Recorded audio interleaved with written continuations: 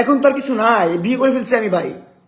তুই বিয়ের এখন আবার বলস যা আমি পরকীয়া করছি, তাহলে আমি বিয়ের এগুলো কি এই দেশের আইনের একটা মানুষ কি দেখে না?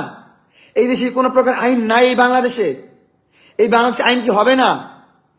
এদেশে কিছুদিন আগে বাপমা ছিল না, কোনো ধরনের দল ছিল না, কোনো ধরনের প্রধানমন্ত্রী ছিল না, কেউ ছিল না। এখন তো প্রধানমন্ত্রী আছে, এখন তো দল আছে, এখন দলের মানুষ আছেন, সমাজের মানুষ আছেন, এমপিরা আছেন। আপনাদের কাজ কি? সমাজকে সুন্দর রাখা, সুস্থ রাখা, সমাজে কি হচ্ছে না হচ্ছে এটা দেখা। এখন একটা মহিলা যা মন চায় তা এসে মিলিয়ন মিলিয়ন ভিউ নিয়ে যাচ্ছে আমার বিরুদ্ধে, গীবত করে, আমার বিরুদ্ধে বদনাম করে, আমার নামে যা ইচ্ছা তা বলে, আমার বউকে নিয়ে যা ইচ্ছা তা বলে, আমার বউকে প্রস্টিটিউট বানাই দিচ্ছে, এটা করছে সেটা করতেছে। এইগুলো কি আপনাদের চোখে পড়তেছে না? পাবলিক যারা আছেন আপনাদের চোখে পড়তেছেন না এগুলা? যখন আমি একটা পদক্ষেপ নিব, আমি যখন অ্যাগ্রেসিভ বলবেন মামুন বস্তির ছেলে, মামুন টোকাই, মামুন নেশাখোর, মামুন এইটা ওইটা সেটা, মামুন লুবি, এগুলো তখন তো বলতে আপনারা থামবেন না। কিন্তু এখন একটা বুড়ি, একটা 55 বছরের মহিলা আমার সংসার নিয়ে এইভাবে লাগছে, আমাকে নিয়ে এইভাবে লাগছে, আমার স্ত্রীকে নিয়ে এইভাবে লাগছে। আমার স্ত্রী পৃথিবীর সবচেয়ে বড় প্রস্টিটিউট, তাতে তোর সমস্যা কি? এই বুড়ি, তোর সমস্যা কি? আমি জানতে চাই তোর সমস্যা কি। আমি আমার এই প্রস্টিটিউটকে নিয়ে সংসার করব, ওকে নিয়ে আমি সুখী, আমি হ্যাপি। আমার কোনো কিছু যায় আসে না, আমার কোনো কিছু যা আসে না। ও 100টা বিয়ে করলো না, 100 মানুষের সাথে শুয়ে আসছে না, 1 কোটি মানুষের সাথে শুয়ে আসছে, আমার তাতে কিছু যা আসে না। আমাকে বিয়ে করার পর ও আমার সাথে কেমন আছে, আমার সাথে আমাকে কিভাবে মেনটেন করতেছে, আমাকে কিভাবে রেসপেক্ট করতেছে, ও আমার সংসারে কিভাবে চলতেছে, আমার বাবা মাকে কিভাবে রেসপেক্ট করতেছে, এইটা দেখার বিষয়। ও পাস্টে কি করছে এটা দেখার বিষয় না। আমি ওকে ভালোবাসি, ওরা মন থেকে ভালোবেসে আমি ওরা বিয়ে করছি। ও আমাকে ম্যানিপুলেট করে নাই, আমি ওর কাছে ম্যানিপুলেশন শিকার হয়ে আসি নাই ভাবে। অনেকেই জানেন, আবার অনেকে জানেন না। তারপর আবার বলতেছি, আমি বাংলাদেশের প্রথম 10 মিলিয়ন ফলোয়ার্স হিট করছি 2019 সালে। 2019 সালে আমার 10 মিলিয়ন ফলোয়ার্স হয়েছিল লাইকিতে। এটা অনেক বড় একটা অ্যাচিভমেন্ট, অনেক বড় একটা গর্বের বিষয় আমার জন্য, আমার কাছে। আমি জানি না আপনাদের কাছে কি। সো তারপর থেকে আমার অ্যাকাউন্ট ব্যান হয়ে গেল একটা কন্ট্রোভার্সির কারণে।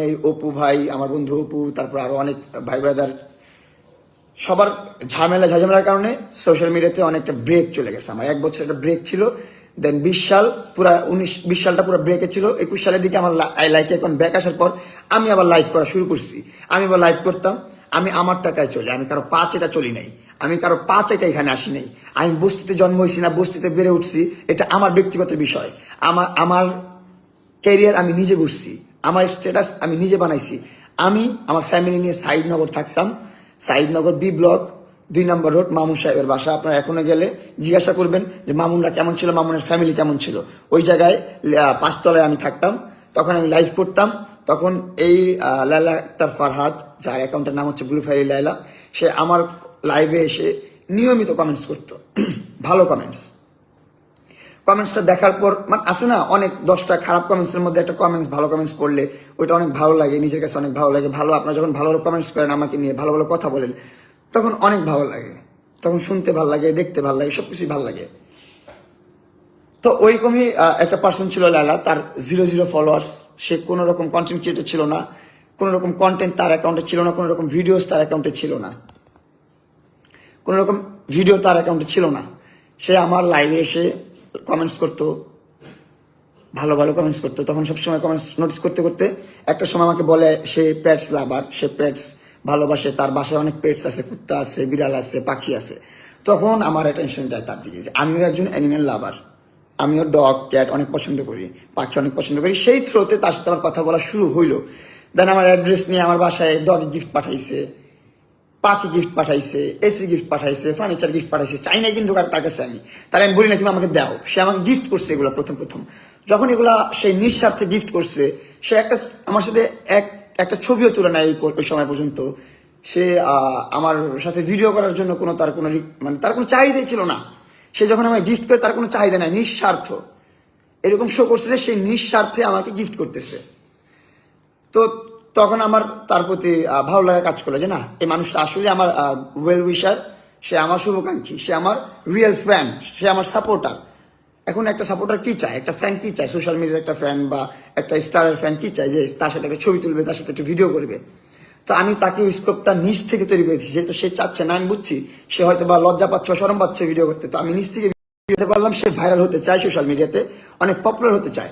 তারপর আমি বললাম ঠিক আছে, তোমাকে আমি ইনাফ সাপোর্ট করব, যতটুকু সাপোর্ট প্রয়োজন। কারণ আমার প্রেম ভালোবাসার প্রতি কোনো রকম আক্ষেপ বা ক্ষোভ ছিল না, বা ইচ্ছা আকাঙ্ক্ষা ছিল না যে আমি প্রেম করবো, ভালোবাসা করবো, এগুলো নিয়ে আমার কোনো ইন্টেনশন ছিল। আমার ইন্টেনশন ছিল যে আমি আমার ফ্যামিলি নিয়ে সুন্দরভাবে বসবাস করবো।